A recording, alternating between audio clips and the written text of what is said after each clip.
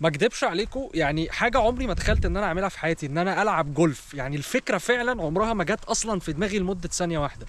النهارده بقى كان اول تمرين احترافي مع حد بروفيشنال بلاير، لاعب محترف، يعلمني ازاي العب جولف.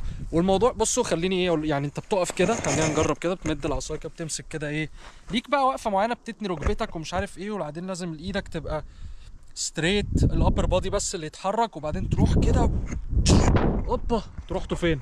تعالوا لنا هنا تاني. معلش يا جماعه، كنت بوريكم بس الموضوع بيتم ازاي. بس هو فعلا ممتع جدا. ليه بقى ممتع جدا على عكس ما بيبان في التلفزيون؟ عشان في كم تفاصيل انت مش شايفها لو انت مشاهد على التلفزيون عادي. لا، انت بالنسبه لك ايه، هم شويه ناس عواجيز كده راكبين عربيه جولف بقى، ولازم تبقى غني على فكره، ما ينفعش تلعب جولف لو انت مش غني. ويعني يعني لا مش قوي الصراحه، بس يمكن شويه، وهقول لكم ليه. بس الاول خلينا نخش ايه. انا مش غني يعني، انا كنت بلعب النهارده وانا مش غني ولا حاجه لسه ان شاء الله. الغني والله يعني. بس فكره التفاصيل بتاعت انت لازم تقف وقفه معينه، تتني ركبتك تانية معينه، تأمبر أمبرة معينة، ايدك لازم تبقى مفروده، الابر بادي بس هو اللي يتحرك، كتافك ومش عارف ايه، ما ينفعش تحرك وسطك، ما ينفعش تحرك رجلك. كل شوطه ليها ظبطه معينه. يعني انت بتشوط من بعيد خالص عشان توصل للحته اللي حوالين الحفره دي، ولا انت قريب من الحفره وعايز خلاص توقع الكره في الحفره. طب في انواع من تخن الجراس او النجيله اللي انت واقف عليها، فكل حاجه من دي ليها وقفه وليها مضرب، في مضارب كتير جدا وانواع مختلفه ومش عارف ايه. وفي قواعد بقى، الراجل بقى كان بيشرح لي كل الكلام ده، يعني اللي هو وانت بتلعب مع ناس تعمل ايه وما تعملش ايه. ما ينفعش مثلا تدوس برجلك على نفس الخط اللي عليه كرة حد ناحية الحفرة، عشان ما تعلمش في النجيلة، فالكرة مثلا ايه ما تنزلش مثلا، او رجلك مكان رجلك دي يبقى انت عملت حفرة كده صغيرة في النجيلة.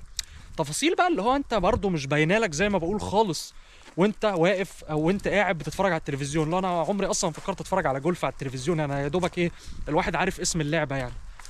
وفعلا عمري في حياتي ما فكرت ان انا ممكن هجرب. بس اللي حصل ان انا قلت حاجة عن الموضوع ده سريعة كده، الفلوج اللي فات اللي قبل ده على طول يعني. خليني انزل تحت كده شوية.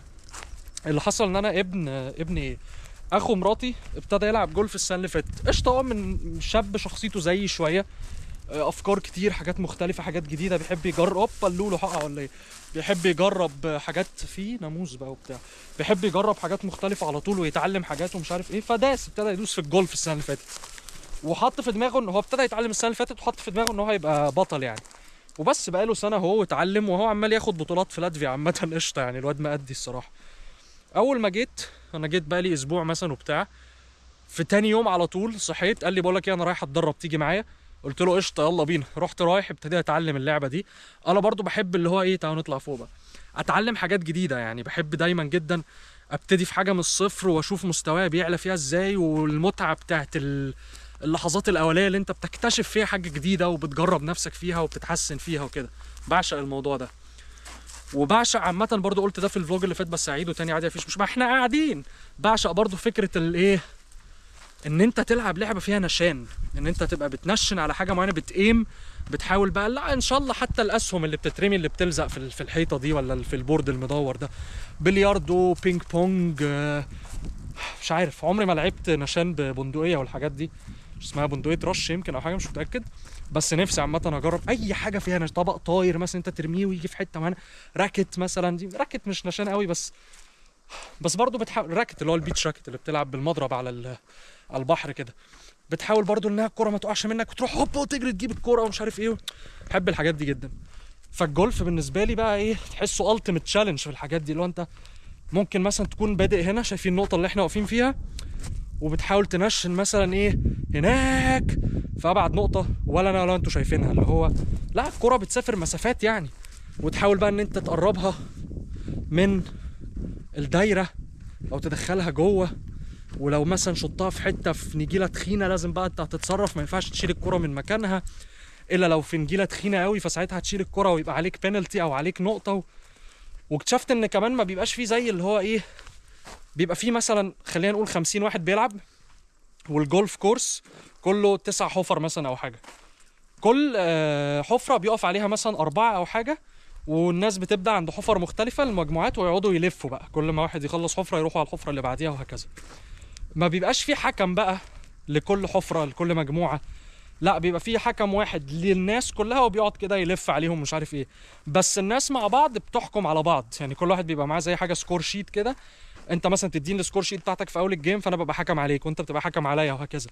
فلعبه فيها رقي احترام كده اللي هو قشطه، تفاصيل كتير يعني. النهارده حتى الراجل في 4 حصص، النهارده اول حصه من ال4 حصص، بعد ما اخلص ال4 حصص المفروض هاخد امتحان، وبعد الامتحان ده باخد حاجه اسمها جرين كارد كده، بيبقى متسجل بقى على النت، يعني مش كارت حقيقي يعني فيزيكال، بس ببقى ريجسترد اونلاين ان انا خلاص مؤهل ان انا العب جولف في اي حته يعني.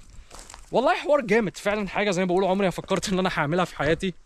الواحد قشطه وهو بيكبر بيكتشف حاجات لذيذه، يقول يجربها يدوس فيها، الله اعلم. الواحد قشطه دنيته بتتغير برضو، وفيها يعني انا واحد بتشتت بسهوله مثلا، وببقى محتاج ان انا اخش في زونز من التركيز ان انا مركز في حاجه واحده.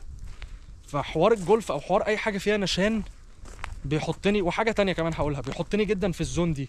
حاجه تانية دي اللي هي سواقه الموتوسيكلات. ما هو انت سايق الموتوسيكل في مصر بالذات عشان الناس في المرور بنت لذينه، يعني مفيش حاجه اسمها قواعد مروريه خالص، او في يعني بس صباح الفل كل الناس مطنشه.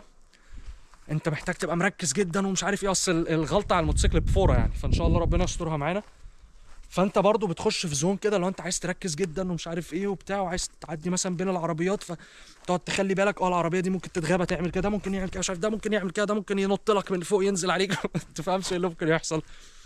فبرضو قشطه بتبقى في زون من الفوكس والتركيز التام. نفس الفكره في الجولف، انت واقف كده، وانا ده لسه عشان في الاول طبعا، فالماسل ميموري بتاعتي مش متعوده ان هي تلقائيا بشكل طبيعي تظبط كل حاجه، فانت لازم في الاول ببقى مركز بقى جدا، انا واقف صح، فتحه رجلي صح، تانية رجلي صح، تانية ظهري صح، ايدي الاتنين مفرودين على الاخر زي ما المفروض يبقوا مفرودين، الريست بتاعي ما بيتحركش، في 30,000 حاجه محتاج اركز فيها في نفس الوقت. فبخش في زون كده من التركيز عشان اعرف اظبط الشوطه. فبحب الزون دي جدا يعني، لان زي ما بقول عاده انا مش بسهوله بدخل في زون التركيز دي غير لو مثلا بشتغل على حاجه ومفيش حواليا اي ضوضاء او اي حاجه تشتتني او كده، فساعتها بقدر اخش في هايبر فوكس يعني. انا اعتقد ان انا عندي بعضا من الاي دي اتش دي بشكل بقى ما اعرفش الليفل بتاعه، بس ما فكرش في الموضوع ده كتير يعني، مش تعبني في حياتي يعني نفسيا، قشطه مبسوط منه يعني. بحس ان هو احد الادفانتجز او الفوائد بتاعته. مش عارف انا رايح فين، شفته انا بعمل ايه 30,000 حاجه في نفس الوقت وحاجات عشوائيه، بس هو ده عرض اعتقد من اعراض الاي دي اتش دي. المهم نسيت كنت بقول ايه، ما نسيتش قوي الصراحه، مش متضايق منه زي ما بقول. لا نسيت على فكره، نسيت، وابتديت اشوف 30,000 طريق قدامي في الغابه فمش عارف اروح فين، فغالبا هرجع تاني عادي زي ما جيت، لان لاحظت ان الاضاءه مش حلوه وانا ماشي كده. طبعا نسيت كل حاجه كنت بقولها، ودلوقتي عايز اكمل كلام في حاجه انا مش فاكرها، فبس هنتمشى مع بعض شويه لحد ما افتكر ان شاء الله. المهم ان الجولف لعبه لذيذه مش عارف الواحد هيستمر فيها كتير ولا هي فتره اللي هو حلاوه البدايات، اللي هو حاجه جديده استكشاف شايف بعد كده خلاص ملل. بس حاسس شايف نفسي ان انا ممكن اروح كده في يوم الواحد عايز يفسي دماغه من الشغل بقى ومش عارف ايه ويريح والضغط والدنيا، يقوم رايح كده في جولف كورس. مصر برضو فيها جولف كورسز حلوه، ويقف كده وبعدين ايه يمسك شويه الجولف يشد كده هوبا، يفضل واقف مركز جدا، هوبا يحاول ان هو ايه يحرك بالراحه كده ويفرد ايده، وبعدين هوب يجش. مش هشوط بقى المره دي عشان ما تروحوش مني بعيد قوي زي اول الفلوج يعني، احتراما ليكم برضو، بس انا بدخلكم في المود يعني، بعيشكم في المود معايا. ورايا هنا نهر. الجو الصراحه انا بقى لي هنا اسبوع، اول اسبوع الجو كان حر، اول اسبوع انا كنت فيه الدنيا مشمسه كل يوم، طبعا انتوا عارفين الغروب بيبقى 10:30 دلوقتي او 10:15 او 10، كل يوم بيرجع لورا دقيقتين يعني، بس اليوم طويل جدا. امبارح والنهارده ابتدت الدنيا يبقى فيها شويه مطره شويه سحاب بتاع، انتوا شايفين انا لابس جاكيت اهو، ممكن اقلعه، ممكن البس نص كم عادي، بس يعني ايه هيبقى في سنه تشيل سنه كده، بس وانا لابس جاكيت كده مستريح يعني، بس قشطه اقدر اقلعه. درجه الحراره 17 مثلا دلوقتي، طبعا 17 في مصر ده شتاء وبرد، هنا الموضوع مختلف تماما. هنا لو درجه الحراره مثلا 20 21 وفي شمس، لا قشطه هتبقى حران، هتبقى صباح الفل جامد يعني. عايز اعمل فلوجز كتير عامه وانا هنا في لاتفيا، عشان ما بعرفش اعمل الموضوع ده قوي في مصر. مفيش يعني فين في مصر هعرف اخرج اتمشى كده في الغابه، مفيش حد حواليا يعني، لازم اروح الصحراء بقى في مصر، وبعدين الصحراء مش اكسسبل قوي يعني، الواحد ينزل من بيته يبقى في الصحراء على طول، لكن هنا انت بتنزل من بيتك تبقى في الغابه على طول، مفيش اي مشكله زي ما انتم شايفين. يوم لما بني ادم هيعدي من جنبنا هتكون حاجه يعني اللي هو بتحصل كل 30,000 سنه مره. فين هلاقي ده في القاهره؟ مفيش. فالواحد بيستغل الموضوع هنا حتى لو ما عندوش حاجه يقولها. ببقى عايز اعمل فلوجز مفيده الى حد ما، مش اي هري وخلاص. بس اهو انا بتبسط بالموضوع الصراحه. ساعات بيبقى الواحد محتاج يهري وخلاص، بلاقي الناس بتكتب يعني، مع اني ما بقتنعش بالموضوع ده اللي هو اعمل فلوج وقول اي حاجه ومش عارف يعني، مش عارف، بس قشطه اهو اديني بسمع الكلام يعني. ولو اني مش عارف قد ايه الواحد المفروض يسمع كلام الناس يعني.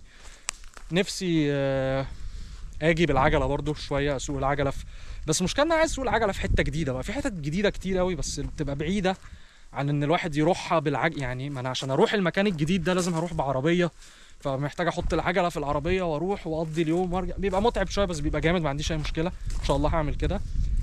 عايز برضو اللي هو زي ما كنت بعمل كده، اللي هو اجي في يوم كده ايه في الروقان، اشغل بودكاست مفيد، اقعد اقطع لي شويه خشب وبتاع، واعمل نار واشوي فراخ كده، واقعد اكل في بيئه زي دي كده. بس انا عملت كده الموضوع في المكان ده كتير يعني، فعايز اجرب اعمل الموضوع في مكان مختلف. العيشه بين لاتفيا ومصر. بص انا بعشق لاتفيا في الصيف الصراحه. انا بعشق فكره ان اليوم هنا طويل، ان انا اقدر اخرج في الغابه كده في الطبيعه. مفيش ناس كتير، مفيش دوشه بتاع. في الشتاء الموضوع لا كئيب جدا، مفيش اي حاجه تعمل. لكن برضو مصر يا اخي كل القرف اللي فيها اصحابك اللي انا بشوفهمش اصلا تقريبا، فيها اهلك اللي انا لا بشوفهم الصراحه، فيها ناسك اللي انت بتحسش ان انت غريب وسطهم، ان هم بيبصوا لك نظرات انت ايه ده، مين الكائن الفضائي ده، مش عارف. تبقى دايما ماشي كده حاسس يعني. انا هنا يعني في مدينه او كده ببقى دايما ماشي حاسس اللي هو مش مستريح نفسيا يعني. هو محدش بيعمل لي حاجه بس يعني الموضوع مش مريح. عارف لما انت تبقى غريب قوي في مكان كده بتستاند اوت، فالموضوع مش مريح خالص. خصوصا ومراتي محجبه برضو دلوقتي حاليا، الموضوع بقى بنحس ان احنا الاثنين واحنا ماشيين مع بعض، اللي هو انا واحد شكلي عربي وواحده شكلها اجنبي محجبه في مكان ما بيتشافش فيه الكلام ده خالص. فاللي هو الناس بتاخد يعني، انت حتى مش بيعملوها بطريقه صايعه مثلا، لا بتاخد بالك ان واحده بتقوم قايله لصاحبتها ايه ده بيشاوروا ويبصوا وبتاع، وانت بقى اللي هو انت واخد بالك من كل ده وقاعد المفروض ما يعني ان انت تبقى ماشي طبيعي عادي. لا الواحد بيتاثر طبعا، مش يعني ما بتبقاش مستريح. وكفايه ان انا ابقى ماشي في مكان مش مستريح، دي حاجه مش مريحه. بديهي قوي اللي انا قلته ده، صح؟ فمش عارف الحمد لله مبسوط ان انا رجعت مصر الصراحه. حاسس ان ده كان القرار الصح يعني. ابني بيتكلم الحمد لله عربي احسن مني، مش احسن مني قوي يعني، بس بيتكلم عربي ويفهم عربي. انا ما بكلموش غير عربي يعني. فدي حاجه من الحاجات اللي انا كنت متخوف جدا منها في حياتي عامه، لما انا متجوز من واحده اجنبيه وحاجه اخلف ومش عارف ايه وابقى عايش بره وكده، ايه اللي هيحصل بالنسبه للموضوع ده. فالموضوع ده الحمد لله تمام، واظن ان هو بقى تمام عشان انا رحت لمصر يعني. ما كانش الموضوع هيتحسن ويبقى كويس كده لو انا ما كنتش في مصر واهلي كانوا بيكلموا عربي كمان وبتاع. ايه كمان، كودزيلا مثلا عندي بالنسبه لقناه البرمجه. عارف لما يعني الواحد بيكبر ومش عارف ايه وكده، وافكاره بتتغير ودنيته بتتغير وكده. فكودزيلا كقناه كانت بادئه، عمري ما كنت يعني، الحمد لله طبعا دي حاجه من عند ربنا، اتوقع ان هي توصل للي وصلت له دلوقتي. ودلوقتي الواحد في مرحله ان هو تعب من ان هو يبقى لوحده في الموضوع، وعايز لسه يستمر في تكبير الموضوع بنفس الكواليتي، ويقدم طبعا كواليتي احسن ومعلومات اكتر وي خصوصا في عصر الذكاء الاصطناعي اللي احنا فيه ده. فعليا ببقى عايز اعمل فيديو مثلا عن الادوات اللي موجوده دلوقتي، لا مؤاخذه، او اللي بيحصل دلوقتي. اخد نفسي بس. انا بقالي قد ايه ما سكتش؟ يا 14 دقيقه. انام على الموضوع يومين، اجي ارجع الاقي فيه 30,000 حاجه جديده في موضوع الذكاء الاصطناعي ده، فمش ملاحق. فابتدي احبط اللي هو طب انا هعمل ايه ولا هشتغل على الكورس، ولا هعمل فيديوهات هنا، ولا هنزل شورتس، ولا يا نهار ابيض في فيديو عامله نسيت انزله شفته. يعني عايز بقى ايه، ناس تبقى معايا.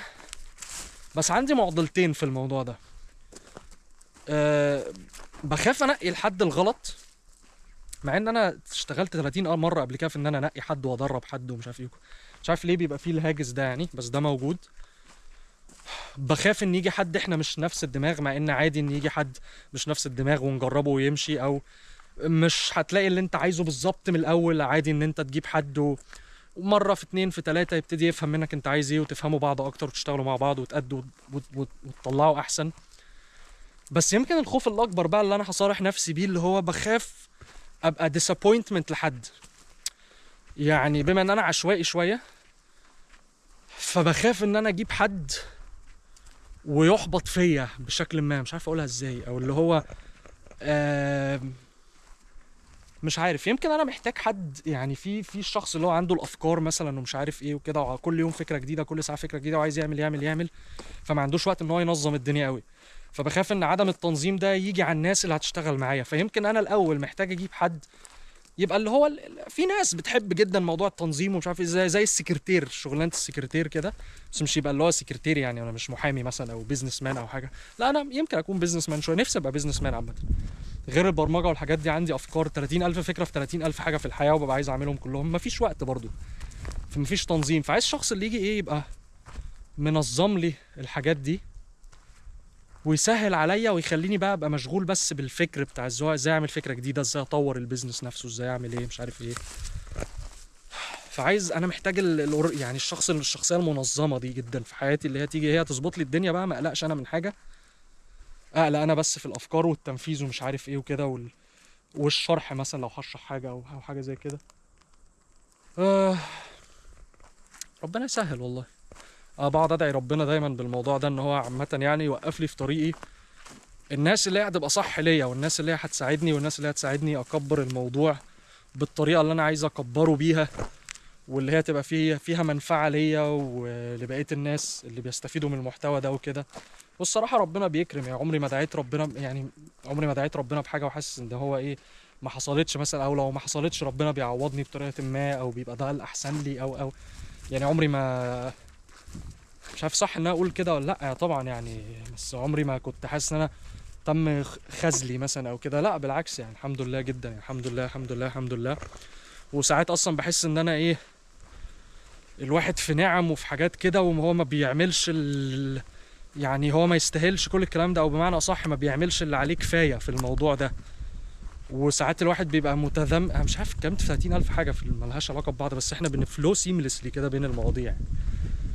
احس ان انا مثلا ايه، لا الواحد ده ربنا كرمه جدا بطرق معينه ومش عارف ايه وبتاع، بس الواحد مش مدي كفايه، او مش مدي اللي هو المفروض يديه عشان يستحق ده. فابتدي احس بقى بكده، اللي هو انا ايه، هل انا وحش مثلا، هل انا ما بعملش حاجات المفروض اعملها مش عارف ايه، انا متخاذل، اكيد انا متخاذل يعني جدا يعني كمان. ساعات ببقى مثلا اللي هو حاجه تضايقني مش عارف ايه، اللي هو بعدين اجي بعديها بشويه كده اشوف حد مثلا، ربنا يحطني في موقف كده اشوف حد في الشارع مثلا، حد بيعاني، حد ظروفه بشكل ما مش عارف ايه، واجي ابص لنفسي وكده واقول اللي هو يا نهار اسود، يعني انا مش عارف انا بتذمر من ايه طيب، ولا انا ازاي دي حاجه زي كده تضايقني، ولا ازاي يعني. برضو حاسس انها هتزحلق، بس ثانيه واحده. افكار كده بتيجي بس الواحد على طول قشطه، والواحد عامه طول الوقت ان شاء الله بيتحسن يعني. واظن ان الافكار دي هيلثي انها تكون عند الواحد، عشان الواحد بس ما يبقاش حاطط نفسه في قوقعه كده دنيويه وما بيفكرش في الحاجات دي فيلبس يعني.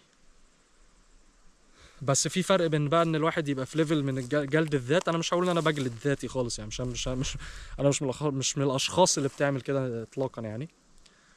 بس ممكن اكون بفكر باوفر ثينك اكتر ما بعمل، يعني اللي هو ايه ده، انا ليه متخاذل في مش عارف ايه، طب ده انا المفروض ابقى مثلا ايه مثلا يعني بعمل اذكار الصباح والمساء كل يوم وبتاع، والاقي نفسي ما بعملهاش كل يوم وبسقط عادي، وبسقط بالايام، بعدين ارجع تاني افتكر وبتاع، بعدين اقعد افكر، دي مش شيطان، يمكن بقعد افكر اكتر هو انا ليه بيحصل كده، بدل ما اروح واقوم عامل مثلا حاجه على طول وبتاع. وده ممكن يكون بينطبق على امثله اخرى يعني، اللي هو بفكر اكتر ما بعمل في الحته دي، اللي هو طب خلاص، طب ما الحاجه دي مضايقاك انت بتعملهاش، تقعدش تفكر بقى انت ليه ما بتعملش، ما تعمل على طول يا مان. ممكن اتخيل ان في ناس تانية تكون بتمر بهذا الموضوع يعني، او قد يكون ده شيء في مخيلتي بس، او قد اكون انا بقول كده وخلاص، مش عارف برضه، او عارف الصراحه. المهم الساعه 9:30. نفسي مثلا يعني يبقى عندي القدره اللي هي ممكن تكون موجوده يعني، بس حاسس انها مش يعني مش منطقي ان الواحد يعمل كده، ان انا في يوم اطلع الكاميرا وعايز بس اروح. انا هنا عارف الغابه دي انتوا نفسكم حفظتوا الحته اللي انا مشيت فيها دي، بس انا نفسي اروح كده في مره حته انا ما اعرفهاش خالص، وافتح الكاميرا واتمشى بقى، اتمشى 3 ايام مثلا ما اسكتش، افضل بتمشى ال3 ايام دول وما اعرفش انا بادئ منين وما اعرفش هوصل لفين، بس ابقى متاكد ان مثلا المكان ده قشطه، مش هعدي فيه على برايفت بروبرتي بتاعت حد، ملكيه خاصه بتاعت حد، مش هيقابلني دبه مثلا او حاجه يعني ابقى متاكد بس ان انا عشان ابقى مستريح بس نفسيا كده. ولو ان ده بياخد برضو من شعور اللي هو ادرينالين سيكا كده، لو انت مش عارف بالظبط ايه اللي ممكن، هل ممكن فجاه اطلع اجري؟ اتمنى ما يحصلش حاجه تخليني فجاه اطلع اجري دلوقتي. مش عارف لو قابلت دبه بجد، بفكر كتير في الموضوع ده، اصل هي ممكن تحصل، يا رب ما تحصلش دلوقتي. ايه هعمل ايه؟ هو في الطبيعي بيقول لك ان انت مش المفروض تطلع تجري، يعني ده اللي قريته اعتقد، يعني انت لو قابلت دب او حاجه زي كده عادي ما تبصلوش، دور وشك وكمل في طريقك وفي حياتك، عشان هو ما يحسش بخطر من ناحيتك، عشان انت لو حاولت تطلع تجري هو هيجيبك هو سريع فشخ يعني، ولو نطيت في الميه هينط وراك، يعني لو حس بقى ان انت تهديد او خطر او كده هو هيجيبك خلاص. فهي الفكره بس ان انت ما تحسسوش بان انت ممكن تهدده باي شكل من الاشكال يعني وكده. بس كل الكلام ده بيبقى جميل وانت بتقراه مثلا وكده وخلاص، لكن لما تتحط في الموقف نفسه الله اعلم، فربنا ما يحطناش في الموقف ده يعني، عشان حاسه هيبقى موقف صعب الصراحه.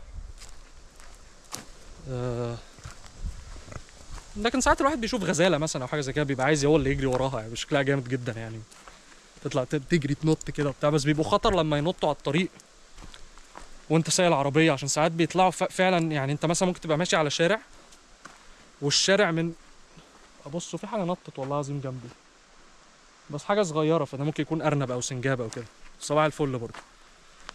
ممكن الغزاله فجاه تطلع من الشارع وانت مش شايفها تبقى قدامك في ثانيه، وحصلت معايا قبل كده، ولو خبطت فيها بالعربيه لو هي حجمها مش صغير يعني متوسط بقى، حتى مش لازم تبقى كبيره قوي، انت هتزعل، العربيه هتزعل جامد. بعدين في حاجه اسمها الموس برضو، اللي هو مش عارف بالعربي ايه، عنده قرون كبيره كده، ده ممكن يخش اصلا بالقرون دي في العربيه يخرمها يعني، ويخرمك انت كمان. شفته كذا مره بيبقى واقف على طرف الطريق كده وانا سايق، ببقى اللي هو عايز اطلع اجري قبل ما يتجنن مثلا ولا حاجه. وناس هنا بتعمل حوادث كده يعني قشطه، يعني في ناس بتعمل الحوادث دي وعربيتها بتتفشخ يعني. في حاجه اسمها الخنزير البري برضو، ده برضو خطر شويه يعني، ممكن يهجم. ربنا يستر ان شاء الله، ربنا يستر معانا يعني. مش عارف ليه دلوقتي بقيت بفكر قوي في الحاجات دي وانا ماشي، فدلوقتي حاليا مش مستريح قوي، مع ان انا مشيت هنا 900 الف مره يعني، وعمري ما بفكر في الحاجات دي يعني.